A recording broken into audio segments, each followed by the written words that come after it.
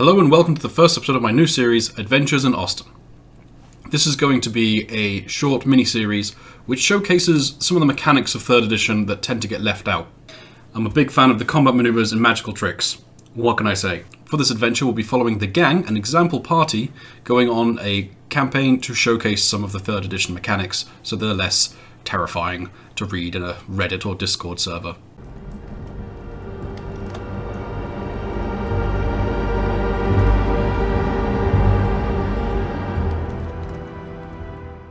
So let's take a look at them now. And here we have my campaign world, the Kingdom of Osten. The gang is here in the greater Osten area. We'll have a look at those. So we have left to right, Caitlin, Nadala, Bramble, and Amaril. And these four are going to be going on our adventure to showcase some of the finer mechanics that I enjoy from 3rd edition and the options that are present for players to take advantage of. So, to crack right into it, the gang have been given a mission, and they are to investigate why there are some kobold encounters going on near Holzheim, which is just down the road. Since they're in Osten, I'm happy with them leaving anywhere in Osten at the same time. The slowest amongst them will be Amala and Bramble. Amala because she has heavy armor, and Bramble because she's very short. But it is 1, 2, 3 to get to Holzheim. They will not be able to get any further today. They'll rest up in Holzheim, where they'll get some more information from the locals. This is really where the campaign would actually start if I was running this for a group. So the next morning, they're all well rested and they've spoken with many of the villagers, and so with a new day dawn and fresh-faced and bushy-tailed, the gang are able to move on into the next part of the adventure, having spoken with a bunch of locals who explain where in the forest seems to be the most of the problems. And so we'll have them move in. So with the system of movement that I use, because the slowest member of the party can only move 4 hexes, and it costs 2 hexes of movement to move into a forest, they've used half the movement so far, which is 2 out of their 4. They're going to be extra careful, which slows them down even further, but since they're only planning on going 1 hex at the moment, this is fine. Aramil and Bramble are going to make quick little spot checks as they spend the day scouring for any sign of kobolds. So Aramil is in a unique position where he has a base speed of 40, so he can additionally half his speed to match the lowest speed that they're going to be moving at anyway, to additionally hide as he's moving along in a very scout-like manner. So that's pretty great. Aramil and Bramble have both rolled high enough to spot the kobolds, however Aramil has not managed to keep himself covered from the kobolds. So let's see how this plays out. Up ahead of them in the woods, they find the corpse of a woodsman that was used as a trap to lure people in. However, they cottoned onto this with their high spot checks and noticed that there are kobolds waiting in the bushes. This means that neither side are going to be surprised, and the kobolds were fully aware of the other party. We have 2 kobolds here, 2 more over here, and a final one over here. So it will appear that the confused kobold is the first one up. Jumping out of their little tree line, they're going to do a little jog towards him, and then very simply shoot him with their bow.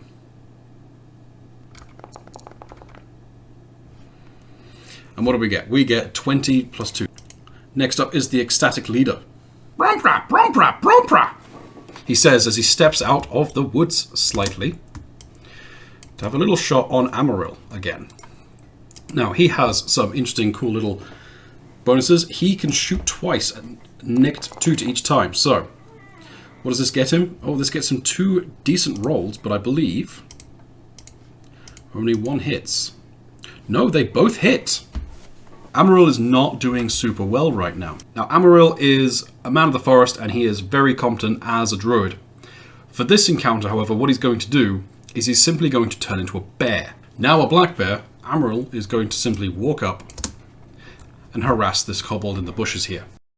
So Caitlin is up next. Now she is a tiefling wizard, which means that she has what's called a level adjustment. If we notice up here in the top right, she has an ECL 6, which means an effective character level of 6, which means she's level 6 for all intents and purposes, even though she only has 5 levels of wizard. Being a tiefling is so strong, giving you a bunch of resistances and bonuses, that it effectively costs you a level. So as such, as a 5th level wizard, she's a 6th level character, which is fine because that does mean she still gets her 3rd level spells. As any sensible wizard, she has cast Mage Armor before she set off on the day, which is perfectly fine.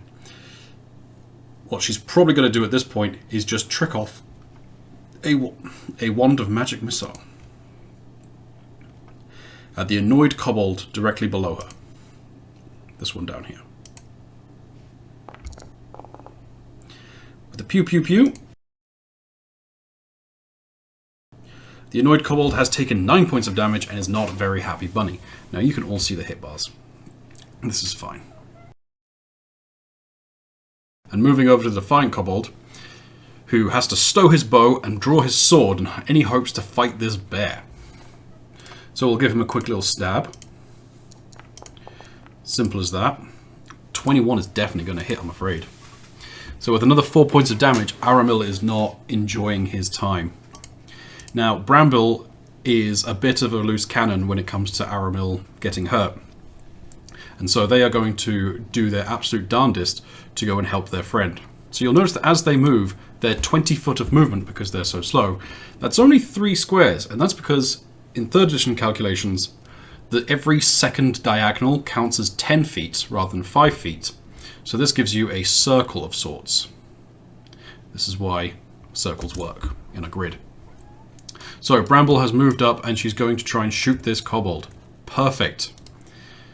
Now, as a forest gnome, she does have a feature called Small Hunter, which allows her a bonus to hit very specific creatures. She's going to fire off her cool little composite short bow. Now this is a bow that has a little bit extra oomph in the string, which means that she's able to add her 1 point of strength to the damage roll.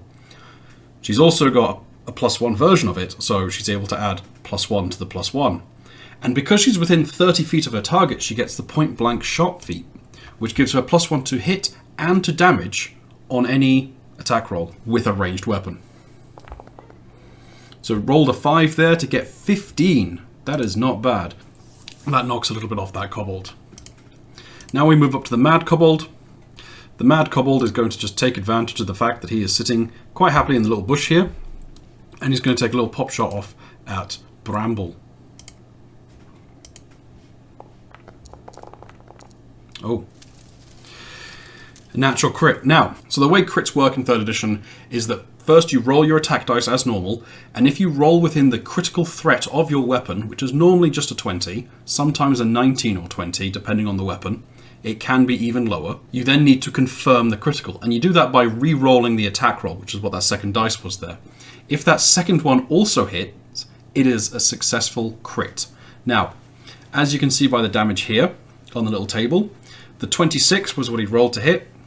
That definitely hit because it was a natural 20. He would have done 1 point of damage. However, he gets to re-roll again, and he got a 10. If that 10 hits, then he does a whole 5 points of damage, which is actually a lot. However, a 10 does not hit Bramble. Bramble is safe and manages to roll out the way and takes only a single point of damage. Now, finally, Nadala. Nadala is the fighter of the party, but she can do a bunch of things in this specific instance.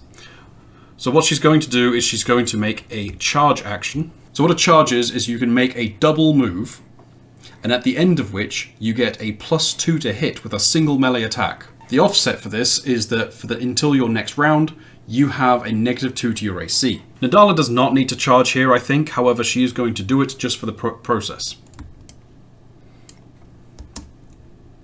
So there she has moved her 20. She has a reach weapon, and so that's as far as she wants to go. She pulls out her guisarme, and she gets ready to attack the kobold. Realizing how much smaller the kobold is than her, she goes straight for his center mass and goes for a trip.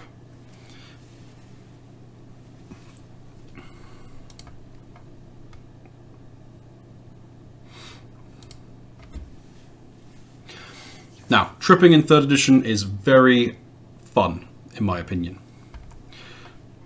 Now, tripping in 3rd edition is very useful and very fun. Anyone can make a trip attempt. She has the improved trip feat, so she gets a couple of bonuses for this. First thing it is it replaces your attack. It is an attack that replaces your attack that does no damage. So we will do that. Now, she does get an attack roll bonus of 2 because she charged, and it is only a single attack because she moved. Having rolled a 10, that is a whole 24. Now, this is against the touch AC of a creature. In 3rd edition, we have 3 sets of AC. You have your AC, which is everything, your touch AC, which is everything except armor, and you have your flat-footed, which is everything except your dexterity. Just to make physical contact with a person and not get in between the gaps of the armor or exploit them in a manipulative way, just to put contact on them, you need to hit their touch AC. And a 24 will hit a kobold's touch AC. I don't know how well it's showing up on YouTube here, however I have automated the attack somewhat so that in the effects it has most of the martial attack bonuses all triggered out, so it's all nice and easy. Firstly, she makes a d20 plus 8. Now what this is it's a d20 plus the 4 from her strength plus the 4 from the feat that she took. So as you can see, she got a 21. Now this is opposed by the kobold, who is going to roll a d20 and add either his strength or his dexterity, which I believe in both cases are just a +1, and in neither case are they a +8. The kobold also receives a -4 simply for being smaller. So in this opposed roll, the kobold has failed, and Nadala has tripped the kobold onto his ass. The second bonus of the improved trip feat is, once you've successfully tripped someone, you can make a follow-up attack, which he's going to do right now.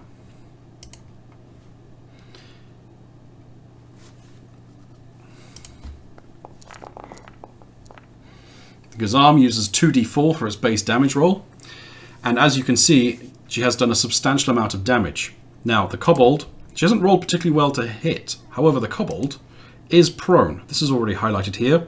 This means that they get a +4 against ranged attacks and a -4 against melee attacks. So we're going to do that. And yes, the kobold is hit, takes a stonking 16 points of damage. And this kobold is not going to have a lot of fun.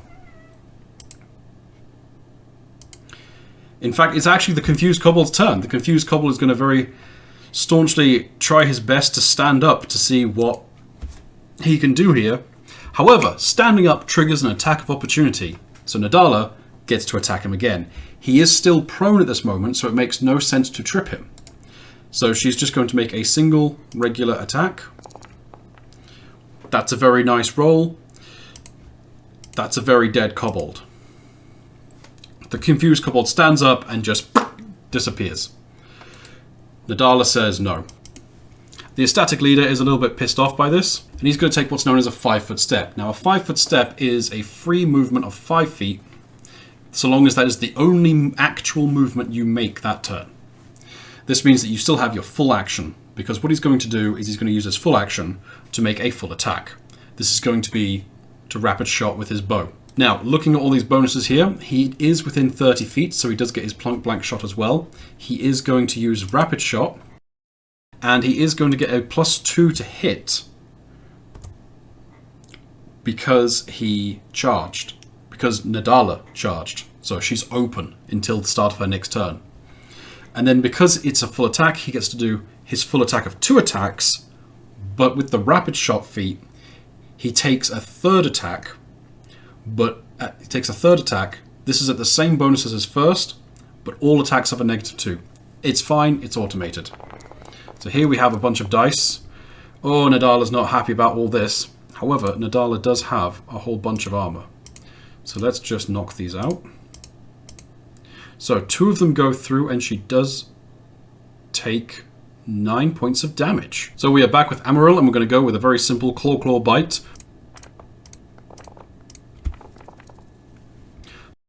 Now sadly he has rolled like garbage. However, he managed to get the bite in. I will click apply on all of these just to show how they work. And that was slightly disappointing. However, here goes Caitlin. Caitlin is realizing that the numbers of kobolds are probably not in their favor. However, Magic Missile never does her wrong.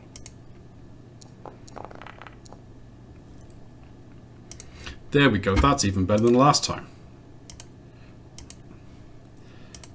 That kobold has died. This is all very convenient.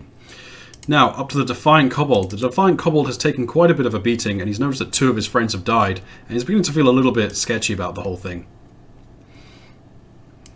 He still has his short sword out, so he's going to give that a whack. A nice single attack here.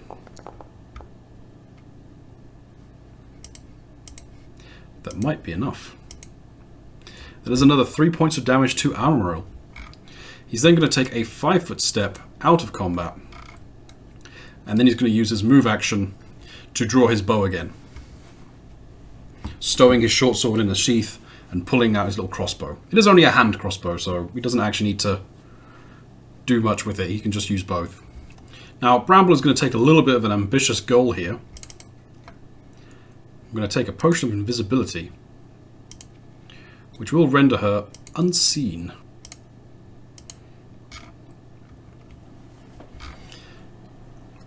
As it's a move action to draw the potion and a standard action to drink the potion, she's going to make a little 5-foot step just so she's somewhere else. Now, that mad kobold has seen that she drank a potion, and he is able to make a little spot check to see if he can see her.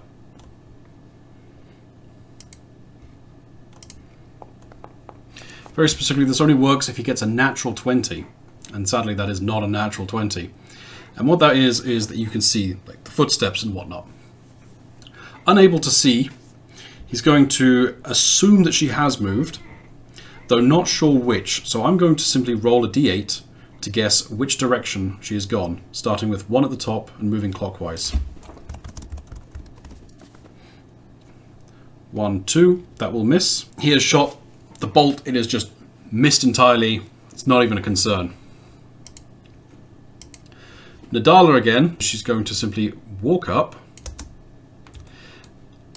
and try and trip the sadistic leader again. A 23 is absolutely going to hit that. So she gets her nice little +8, 21. He rolls a fantastic 9 with a -4, which is 5. He does not have a 17 modifier in his strength or dex. So he is also tripped. So now that I've hit the kobold and tripped him successfully, I get a follow-up attack. Nice and simple, like so. Yes, this is going to do quite a bit. Now, the ecstatic leader doesn't like what's going on here. However, he is cowardly by nature, so he's going to take the total defense action, which gives him +4 to his AC. This does mean that he can't do anything else. That's his full action. He has a free action to do something like a 5-foot step, but because he's prone, you can't take a 5-foot step. Aramarill's going to play a risky game here by casting a spell. Casting Cure Light Wounds on himself gives himself a whole 6 hit points. Now, druids cannot cast in wild shape unless they have the natural spell feat, which he has taken. This is only available from level 6, and so that's why he has it. Now on to Caitlin. I think she's going to cast a Ray of Enfeeblement.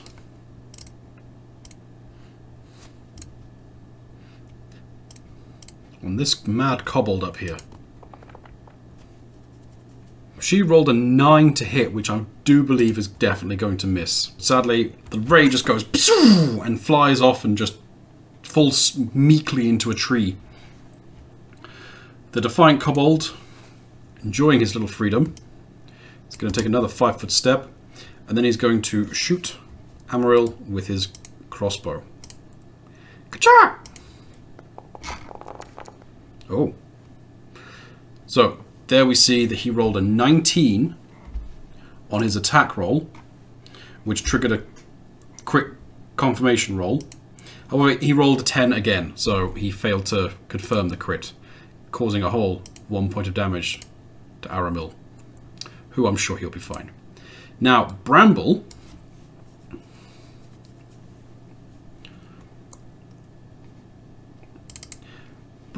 is invisible, and so she has an opportunity on other people. She is going to shoot the mad kobold. Now, because it's a full attack, she may as well use a rapid shot. If you are making, due to the volley rule, if you make multiple attacks in a turn, and it's a standard action, only the first one can gain precision damage. Precision damage are things like sneak attack. If you make multiple attacks as a full action, such as with rapid shot, you can apply sneak attack to all of them. So she gets sneak attack to all of those. She's also supposed to be within 30 feet, 25. So she gets her point blank shot. And because she gets a bonus against kobolds, she gets that as well. So the reason she gets sneak attack in the first place is because by being invisible, she denies dexterity to the AC of the target who uses sight. Kobolds use sight, they have eyeballs. Additionally, because she's invisible, there is another +2 to hit sighted opponents. Invisibility is very strong. This will end the effect. Right, as we can see, she very nearly did enough to kill 2 kobolds. That kobold is not unconscious, it is dead. She is, however, no longer invisible. And she's going to take a 5-foot step to go and join Amaril. Next up is Nadala. Nadala is able to control quite a lot here. However, what she's going to do is she's going to try and make sure that they have someone that they can speak with to try and track down where the kobolds are coming from. So she's going to take a 5-foot step, and then she's going to try and grapple him. Now, normally a grapple requires that they make an attack of opportunity to interrupt that first. However, because he's made the total defense action, he threatens no squares and thus can't. So she just walks up and grabs him by the scruff of the neck. She gets to make 2 attacks in a turn because she made only a 5-foot step. So she's holding her arm and she holds it only in one hand and she goes down to grab him, makes a couple of swipes at him. These again replace her attack rolls. So what she's going to do is the first one is going to be to make a grab on the guy, she needs to make a touch attack, which is just going to be a d20 plus strength plus a base attack modifier. Which, if we look at here, her BAB is 6, her strength is +4, so that's just simply a +10. So we've got a d20 modifier 10. Give that a nice little roll. Now, a 16 against his touch AC. He has a 12. He has a +4 from fighting defensively and a -4 from being prone. The 16 will hit. So she has grabbed hold of him by the scruff. Now it's an opposed strength roll to see if they can master it. So we'll go over here and we'll click grapple. She has made a wonderful 29. He's going to go over here, also click grapple. Oh, he's going to click the grapple button down here. And he rolls a fantastic 13, which fails. So she has now grabbed hold of him nice and tightly. She's got one arm around his head, and kobolds are small. They're the size of a 7-year-old child. She has overpowered this very simply. So the first thing that she does is, by grappling him, she does damage as if attacking unarmed, which is going to be a d3 +4 for her. 7 points of damage. Now this is non-lethal damage, and the way non-lethal damage works is normal damage reduces your hit points downwards, 0 you die. Non-lethal tracks additionally. So although he has 14 hit points, as you can see here, because he has 7 non-lethal points, if he was to lose 7 hit points, he would drop below the non-lethal damage, and that would exceed his total hit points and he'd pass out. It is much better explained in the rulebook, but it's also very wordy. Basically, lethal and non-lethal stack if the total exceeds your hit points, but the lethal is less than your hit points, you're unconscious. She does have a second melee attack, so before she gets to make that, she's going to exercise the option to move into the same space as him as they just roll around cartoon style. I'm not going to move the tokens because that gets messy.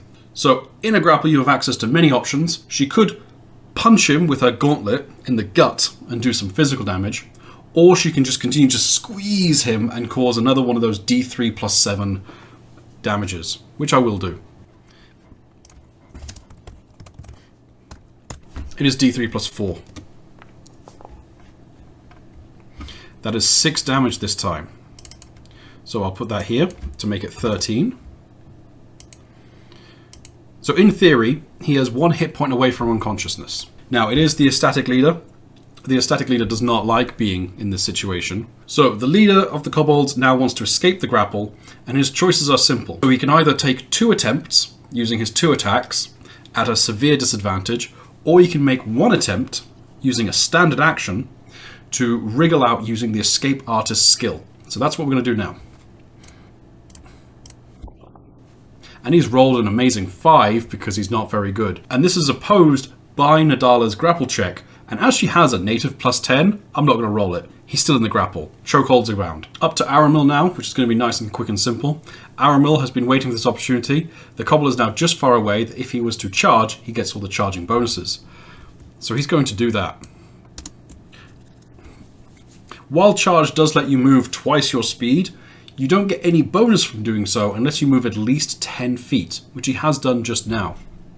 He's going to launch in with a bite as he just leaps over this bush. Jaws open. Mash. There's charge. There's the attack roll.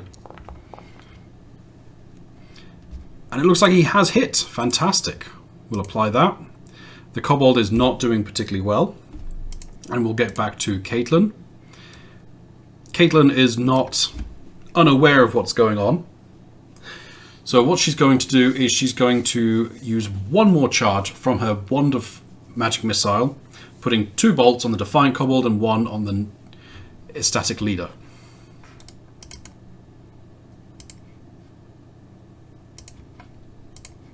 Just like this. First 2 on the Defiant. Good choice. That does kill him. And the last one on the narcissistic lead, on the ecstatic leader.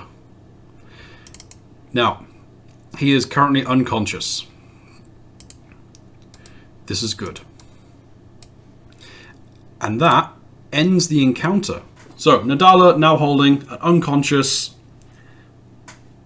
small lizard man, gives them plenty of time to tie him up and get some information out of him. And in fact, that's what they're going to do. They're going to tie him up, they're going to tie him to the tree, and they're going to question him about where the kobolds are coming from and what's going on. The gang set up camp, the kobold eventually wakes up on the tree, and they start interrogating him. The kobold mostly spitting at them. "Ah, no, get lost." Ah.